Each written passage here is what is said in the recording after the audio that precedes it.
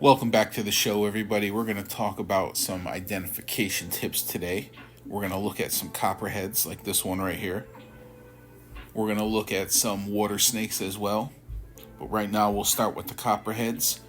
I want to kind of clear up some confusion, if you will, about some of the identifying features of these snakes. Now, people who educate about snakes, such as myself, online mostly nowadays, on Facebook, in the groups. Of course, my group is Wild Snakes Education and Discussion, WSED, on Facebook. Look us up. I'll put a link down below. If you want to learn about snakes, wild snakes, from all over the world in an education-based environment, please join us. So, here's a copperhead. I'm on iNaturalist, just looking at some photos here. We'll be using photos from iNaturalist for our lesson today. One of the most common, I'll just jump right into it. One of the most commonly used features to identify copperheads online in the various groups is people will say, look for the Hershey Kiss shaped bands on a copperhead. So let's take a look at this copperhead, and as you can see, the Hershey shaped markings, the darker markings here, are what people are referring to. So they do indeed have that vaguely Hershey Kiss shape. Now I will say this, not all copperheads will have this shape, but a lot of the copperheads in the eastern United States, from the northern populations in New England and down into the southeast United States. Now when we start heading west, there's the broad-banded copperhead. But we'll save that for another video. Right now we're talking about this form of the copperhead with the Hershey Kiss markings.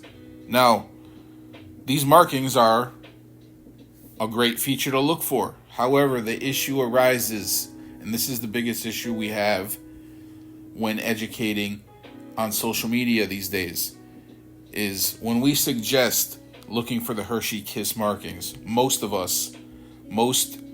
well-seasoned educators will never suggest just one feature to identify a snake. We will suggest multiple features to identify a snake. We recommend using multiple features, as many as possible, that you could see on one photograph. So on this one photograph of a copperhead, what can we make out from this one photo? Well, we'll start with the Hershey Kiss shape markings. Shades of tan, darker brown on a light tan background. The snake's head has angular features.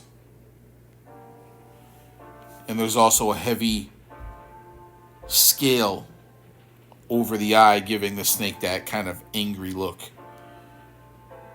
This scale, every snake has this scale, but not as pronounced as on a pit viper, such as this copperhead.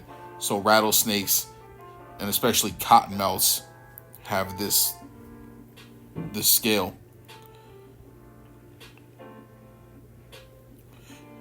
Don't worry about eye shape. We'll cover that in a different video. But in general, we're looking at a copperhead. There's also some smaller markings going along the belly that you can just make out here. So we have used at least 4 features to identify this as a copperhead. The shape of the markings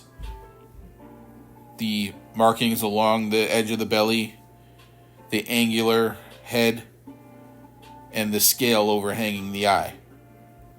Now the problem arises when people take one of those features and use it as the only feature to identify a snake. So when people talk about the Hershey Kiss shaped markings, they're taking it out of context. They're removing that one feature from the 4 that we use to describe and to identify this copperhead. Because people who are unfamiliar with snakes they're looking for simple, right? They're looking for a quick ID. They don't want to use 4 features. They want to use 1 feature. So when people use 1 feature to identify a snake, we run into problems. So now we're going to take a look at a northern water snake. We're going to use the features visible in the photograph to identify this as a northern water snake. But wait, when you look at this photo, what do you see? What do you see on this snake? They have markings that many people have described as being Hershey kissed shape. They may not look exactly like the one on the copperhead, but see, that doesn't matter because it's perception. So now instead of learning multiple features, people are relying on 1 feature, such as the Hershey kiss, to identify snakes. So people, you might say, nah, that's, the snake looks so much different from the copperhead, right? It doesn't happen. It happens every day. I see it happen every day on Facebook, in my groups, and all the other snake groups. People will post a photo of a northern water snake, and inevitably somebody will call this snake a copperhead because, it has Hershey kiss shaped markings. We have to use multiple features. So what other features can we see on this snake? Well, let's take a look at the head.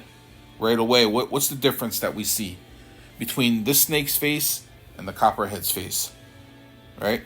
Those eyes are very prominent, right? Now, like I said, the scale is there. The supraocular scale is there, but it's just not as large and pronounced as on the copperhead. So the water snake has those bug eyes, right? Those round eyes. And even from above, if you're looking at this snake from above, you can see its eyes. If you're looking at a copperhead or a cottonmouth from above, you cannot see the eyes. We look at the head of the snake because right away we could check the supraocular scales. We could check other features as well, because this northern water snake has those lines on its mouth. So it looks like stitches, right, on its mouth. Those are dark markings in between the labial scales, which are those big scales on the lips, quote unquote lips, of the water snake. They have those big labial scales and dark markings in between those scales. So now that's not the only species of snake that has those markings, but it's a start. So we see the unobstructed eyes, we see the labial scale markings, and then we notice the pattern of the snake, that kind of brick red bands. Here we go. On this one we could see it better, that those bands break up into blotches as the markings go down the body. So complete bands in the front that break up into blotches down the rest of the snake's body. And on this one you can also see no prominent supraocular scale and the labial markings on the mouth. So again, when we use multiple features in combination, we arrive at the proper ID. So today's lesson is, don't take those identifying features out of context. So when you see somebody using the Hershey Kiss thing as an identifier alone, let them know. Got to use multiple identifiers. Don't take those identifiers and those features out of context. When we're looking at a copperhead, we must look for several different features. As you can see on this one right here, the Hershey Kiss shape markings are apparent, but so are the supraocular scales and the angular shape of the head, kind of giving that flat top appearance,